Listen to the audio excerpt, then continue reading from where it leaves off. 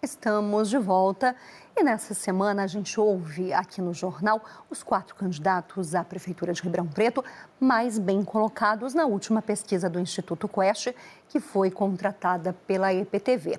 Quem está aqui hoje é o candidato Marco Aurélio do Novo. A nossa entrevista tem 20 minutos de duração. Esse tempo começa a contar agora. Boa tarde, candidato. Seja bem-vindo. Boa tarde, Luciele. Quero agradecer a Deus a oportunidade de estar aqui, agradecer à EPTV com esse espaço tão importante nesse momento democrático, agradecer aí você que está nos assistindo e dizer que talvez você não me conheça, porque eu não estou aparecendo aí nas propagandas eleitorais gratuitas de rádio e TV. Sou Marco Aurélio, tenho 54 anos, cristão, pai de família, de direita, tenho 5 filhos, Marco Aurélio empreendedor no Instagram, tenho uma empresa há mais de 30 anos e estou aqui agora como candidato a prefeito para falar contigo. Candidato, gerenciar uma cidade é muito diferente de gerenciar uma empresa. O senhor não tem nenhuma experiência em vida pública. Como o senhor pretende lidar, por exemplo, com despesas inesperadas, com emergências financeiras, isso considerando que o orçamento inicial para 2025 está equilibrado na Prefeitura de Ribeirão Preto, quer dizer, hoje não há margem para imprevistos, né? Olha, veja bem, o grande desafio do empreendedorismo é exatamente esse, né? Ter aquele poder de criatividade para poder criar soluções inesperadas para ocasiões inesperadas. E é assim que o empreendedorismo no Brasil cresceu. Falando de gestão, gestão em casa, gestão na empresa ou gestão na vida pública, numa prefeitura, é a mesma coisa. São princípios básicos de organizar as coisas para fazer com que elas aconteçam. Então, eu entendo que quem tem capacidade empreendedora no setor privado tem maior possibilidade e potencial de administrar melhor uma cidade, aí nesse caso na gestão pública. E isso acontece, nós temos alguns exemplos, né? Veja o exemplo, por exemplo, do nosso governador do estado de Minas Gerais, Romeu Zema, também um empreendedor de sucesso, administrou bem aí as suas operações e fez um excelente, está fazendo ainda um excelente trabalho no governo aí de Minas Gerais. Vamos pegar outro caso, também do Partido Novo, que é considerada a melhor gestão pública municipal do Brasil, com 93% de aprovação, que é o Adriano, da cidade de Joinville. Pode colocar no Google aí, melhor gestão pública municipal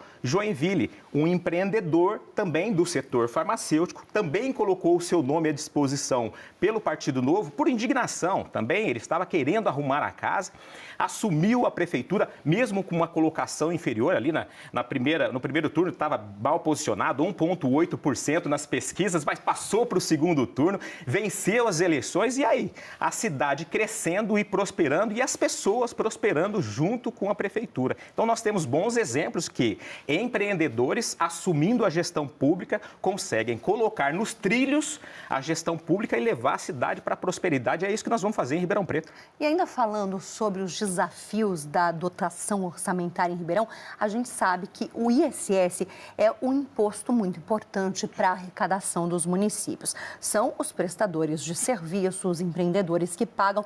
O senhor pretende mexer nesse imposto? Veja bem, nós precisamos colocar políticas públicas para atração e retenção das empresas que aqui estão. O que vem acontecendo aí há décadas aqui em Ribeirão Preto, aliás, eu sou prova viva disso, é que as empresas têm saído de Ribeirão Preto e deixado uma lacuna aí na geração de emprego e renda e na riqueza da cidade. A promoção de políticas públicas como essa, que o prefeito tem autonomia para fazer, para trazer novas empresas de volta, mas além disso, tá? Criar um ambiente de negócio para que aquele pequeno empreendedor, aquela pessoa que está começando o seu negócio, seja orientada, seja capacitada, consiga desenvolver o seu negócio e gerar riqueza dentro do município. Isso o que acontece é que aumenta o número de negócios dentro da cidade, automaticamente o percentual de imposto que a cidade precisa para administrar as políticas públicas fica o mesmo, mas ela consegue um montante maior. Então, com mais economia, a gente consegue mais recursos sem aumentar impostos. Inclusive, a nossa proposta é reduzir o inchaço do Estado e deixar a economia mais leve. A gente sabe, quem está no empreendedorismo, você que está em casa nos assistindo sabe, né? Muitas vezes a prefeitura acaba dificultando para criar facilidade. Eu tenho falado muito nisso e, na verdade, o papel é outro.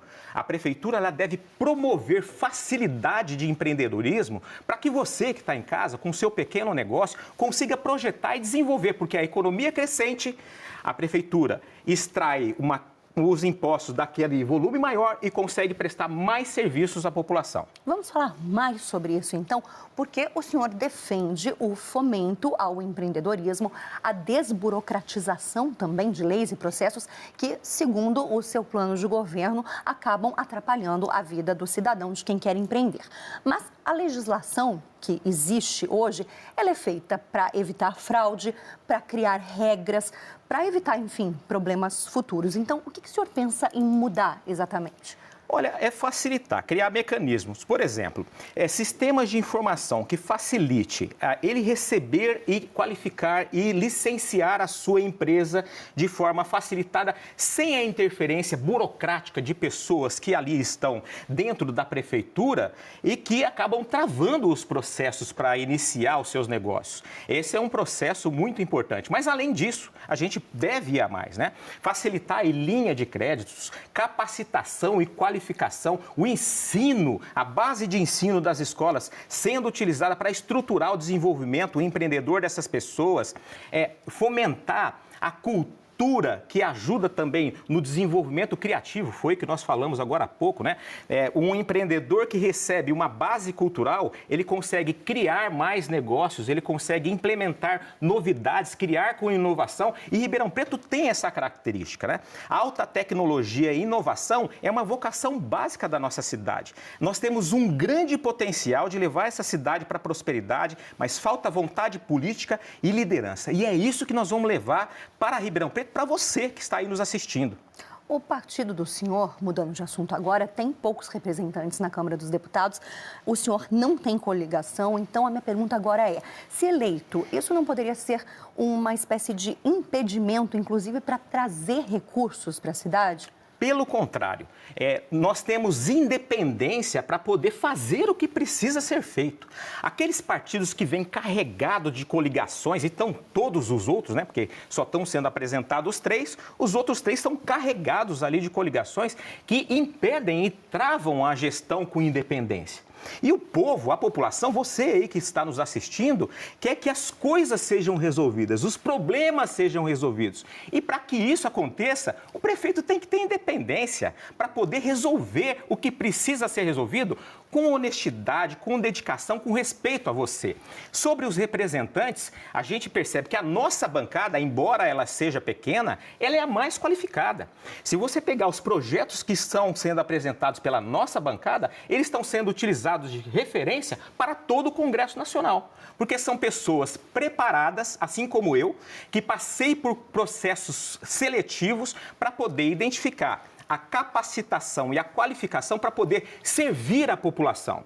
E é assim que o Partido Novo desenvolve os melhores projetos. Vamos falar sobre educação. O senhor fala em oferecer Vale Escola e Vale Creche e, ao mesmo tempo, diz que vai, então, enxugar os custos da máquina pública, que é uma tônica, inclusive, do seu partido. Isso não é, de certa forma, contraditório? De onde sairia o dinheiro para custear esses dois benefícios que eu falei? Pelo contrário. A gente tem percebido que os valores unitários que estão sendo feitos e praticados para oferecer educação para a população, eles são mais altos na sua estrutura do que, neste caso específico, no ensino fundamental, nos anos iniciais, na verdade, educação infantil, né, que são mais de 1.500 vagas de crianças que não estão sendo atendidas, os responsáveis não têm onde deixar essas crianças para poder trabalhar. E, nesse caso, a prefeitura tem que trabalhar de forma rápida para poder criar dispositivos e oferecer para essa mãe, para esse responsável, que a criança seja atendida, receba o ensino. O dinheiro já está na prefeitura, né? Existe um planejamento orçamentário, se você perceber, inclusive, o que está sendo destinado para a educação, e estão vindo verbas suplementares ainda assim, Mas o dinheiro da educação para o ano que vem ele já está comprometido, já está não comprometido. Tem sobra. Sim, e inclusive o orçamento que será aprovado agora, a gente vai ter que rodar. Quando a gente assumir a prefeitura no próximo ano, é de forma inflexível, porque ele já vai estar consolidado. Mas, de qualquer maneira, a prefeitura ela tem autonomia para implementar algumas medidas emergenciais como essas, para poder suprir essa demanda contida das mães e dos responsáveis, para poder colocar essa criança e ser atendida. E a população quer isso, ela quer que o lixo tire fora da sua casa, da sua rua, seja resolvido o problema da saúde, seja resolvido o problema da educação. E precisa ter dinamismo, arregaçar as mangas e fazer. E é isso que a gente vai fazer aqui. Bom, ainda falando sobre o seu plano de governo, o senhor fala em viabilizar parcerias público-privadas para a manutenção e ampliação das escolas. Como isso vai funcionar na prática? Essas empresas teriam algum tipo de influência na gestão escolar? Não, o Partido Novo, né, e a nossa gestão não trabalha nenhum tipo de influência. Eles são contratados para prestar os serviços específicos aí de manutenção, que ficam mais baratos do que fazer internamente, né? É aquela história de você manter na gestão pública o que é essencial para que ela faça. E o que é não essencial, a gente trazer empresas que são especializadas em prestar aquele serviço de manutenção para que seja resolvido rapidamente o problema da manutenção e a escola ali esteja íntegra, limpa e pronta para poder ser utilizada aquele espaço público. Então, esse tipo de prática já acontece, como eu te disse, né, nesses exemplos aí onde o Partido Novo tem a sua gestão, tanto em Minas Gerais quanto em Joinville, e funciona muito bem e com um custo menor. E a população quer isso, né? Respeitar o dinheiro do pagador de impostos, você aí que recolhe ali o seu IPTU, o seu ISS, e a gente sabe quão é difícil do suor do nosso trabalho recolher essa guia, e eu sei disso, eu também estou nessa área, e o respeito ao dinheiro público, ele precisa existir. Então, faz todo sentido para o gestor público entregar serviço de qualidade à população com preço menor. Eficácia e eficiência é o que nós vamos fazer. O senhor também coloca esse modelo, esse projeto de parceria público-privada como uma saída para zerar as filas de vagas em creche. Hoje, crianças de 0 a 3 anos são 2.280 na fila.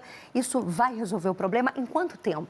Olha, curto, médio e longo prazo, né?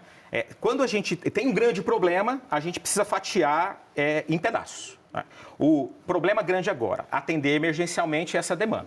Atender emergencialmente essa demanda, a gente já sabe que o custo da demanda contida, ele é menor atendido pela iniciativa privada. A gente tem autonomia para poder fazer e já zerar isso e colocar essas mães e esses responsáveis para poder entrar no mercado de trabalho e melhorar a economia, porque vai gerar mais impostos e a gente vai voltar de novo isso para a prefeitura. Então, precisa ter essa visão.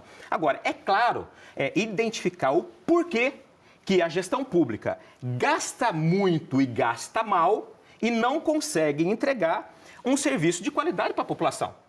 Isso são princípios de gestão, inclusive. É isso que nós vamos trazer para poder transformar a gestão pública toda e precisa mergulhar nesses números e na sua estrutura para transformar essa gestão de forma eficaz e eficiente para a população. A população precisa ser servida. É isso. Saúde. Na sua campanha, o senhor diz que vai aumentar o salário dos profissionais da saúde. Isso não poderia causar um rombo na folha de pagamento? E aí, considerando que 900 milhões de reais já são destinados e já tem destino certo em relação ao orçamento do ano que vem para a saúde? Olha, o orçamento de mais de 894 milhões de reais que a saúde consome dentro do orçamento, ele não está sendo satisfatório para chegar ao serviço de qualidade para você que está aí em casa, está sofrendo. Tem gente morrendo nas filas para ser atendida. Vai até o posto de saúde e não tem o equipamento para fazer um exame simples, como um ultrassom, por exemplo. Falta médicos, falta profissionais de saúde, as pessoas estão desmotivadas. Então, como a saúde pública aumentar o salário? A saúde pública, ela está doente em Ribeirão Preto. Isso vem de cima para baixo, né? Quem é que faz a administração desse dinheiro? É a gestão pública. Está administrando mal. E aí eu vou dizer por que acontece isso. Essa estrutura que vem carregada com esses partidos coligados, com várias pessoas que ocupam essas estruturas básicas lá em cima, direção, secretaria, não estão fazendo bem o trabalho. E aí gera um déficit de prestação de serviço à população. E isso precisa ser resolvido. Você entende que o problema está na gestão? Então, o senhor O senhor, Nós vamos frear aqui. Os problemas. Para o senhor, esses 900 milhões de reais 894. também, isso, quase 900 milhões, eles são suficientes, inclusive, para aumentar salário antes de melhorar a estrutura, antes de colocar novos equipamentos? Não, é assim, ó.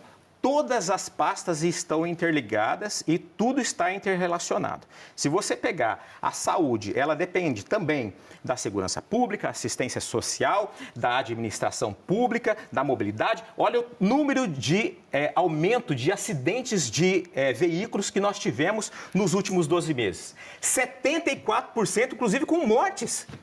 E aí a gente fala sobre a questão da mobilidade urbana. Está funcionando? Não, não está. Os resultados estão aí. Os resultados saíram ontem, inclusive foram publicados. Vou deixar, inclusive, no meu Instagram, Marco Aurélio Empreendedor, pessoal aí da comunicação, já coloca lá para poder identificar isso. Existem problemas graves e eles são consequentes. E todas elas estão interrelacionadas. O que está acontecendo é que existe uma bagunça generalizada em todas as pastas e não tem transparência e facilita aí o desvio e de perdas de eficácia e eficiência de dinheiro público. E isso a gente vai corrigir. Já que o senhor tocou nesse assunto, o senhor falou durante toda a campanha que pretende rever toda a parte de mobilidade urbana em Ribeirão. O que significa isso? Desfazer o que já foi feito? Novas obras na cidade? Não. É muito simples, é chamar as pessoas para o debate. A nossa proposta é um plano de governo participativo. O que aconteceu foi um desastre para a cidade. A gente pega aquela região ali da Dom Pedro, 45% dos empreendedores perderam seus negócios. Você pega ali na 9 de julho e em outras localidades onde aplicaram esses corredores de ônibus da forma com que foi feito, avassaladora, prejudicaram em muitos negócios. E olha, parece que não pensa, porque de onde vêm os impostos? De quem produz. Então tem que valorizar quem produz. Agora vamos lá. Como é que a gente vai fazer isso? Chama as entidades que são representativas de classes aí dos empreendedores para comunicar antes de executar algum tipo de alteração e discute de forma técnica quais são os possíveis impactos que tem na hora de fazer a implementação. Então, se isso fosse feito antes, a gente não teria essas consequências que foram danosas para a nossa cidade. E esse foi o motivo da minha indignação, inclusive, de eu colocar o meu nome à disposição. Porque eu defendo essa classe, a classe que produz, gera emprego e renda, e somos nós, você, pequeno empreendedor também, empreendedor de baixa renda, todos nós. Agora, a prefeitura precisa ter atenção, carinho e respeito a essas pessoas para que a gente consiga projetar a cidade para o futuro e prosperar juntos, né? Essa é a ideia. A gente segue falando sobre algo que acontece principalmente na região central de Ribeirão, porque o senhor fala em coibir a ação de flanelinhas aqui na nossa cidade. Mas, primeiro, até que ponto seria uma função da Guarda Municipal, né, criar uma patrulha contra essas pessoas? E, segundo, são trabalhadores. Muitas estão nessa situação porque não têm outra oportunidade de trabalho. Claro, não. Ribeirão Preto precisa de um trabalho amplo aí de assistência social, integrada com segurança pública, com desenvolvimento econômico, com ensino e educação, para oferecer para essas pessoas condições de vida digna e prosperidade. E é isso que a gente vai trazer para Ribeirão Preto. A segurança pública junto com a educação. Inclusive, quero dar um dado importante, tá? 65% dos serviços prestados de assistência social em Ribeirão Preto, eles são feitos por entidades de assistência social voluntárias, não pela gestão pública. Só 35% é feito. Olha outro aspecto importante, trazer essas entidades junto com a gestão pública para oferecer para essas pessoas condições de se projetar no empreendedorismo, com um negócio próspero. Cidade rica é cidade próspera e as pessoas crescem juntos. E a gente precisa trazer isso. E eu vou trazer mais uma informação que é de Joinville. Quem teve a oportunidade, que está me assistindo e foi para a cidade de Joinville, vá lá no centro da cidade. Não tem pessoa em situação de rua. Existe respeito e dignidade com essas pessoas para resgatar essas pessoas e colocar dentro do contexto social com todo o carinho e amor que elas precisam. E nós vamos fazer isso através desse nosso plano de governo, que é um plano de governo Ribeirão de Cara Limpa, voltado para você. Então, o senhor faria uma espécie de regulamentação, perguntando dos flanelinhas, e não extinguiria os flanelinhas da cidade? Exatamente. A liberdade econômica, ela é o princípio básico do Partido Novo e do nosso governo. A gente precisa projetar a cidade para a prosperidade. E a gente só consegue fazer isso oferecendo de vida digna para todos. Agora o senhor tem 50 segundos para falar para suas considerações. Tá bem. Olha, eu quero agradecer a todos a oportunidade de estar aqui. Como eu disse, nós não aparecemos em TV e rádio. Eu sou de família simples, comecei engraxando sapato, toquei violão na praça, fui professor de violão, depois eu fui técnico em química, eu empreendi com 22 anos, graças a Deus, do fundo de casa, sozinho, com uma mobilete, projetei a empresa para a prosperidade e hoje eu estou me colocando aqui em disposição com coração voluntário para servir você, população de Ribeirão Preto, um trabalho sério, dedicado e honesto. Ribeirão de Cara Nova, Partido Novo, vote Marco Aurélio, vote 30 e vamos projetar a cidade para a prosperidade. Conversei aqui com Marco Aurélio do Novo, muito obrigada pela sua participação aqui com a gente. E amanhã a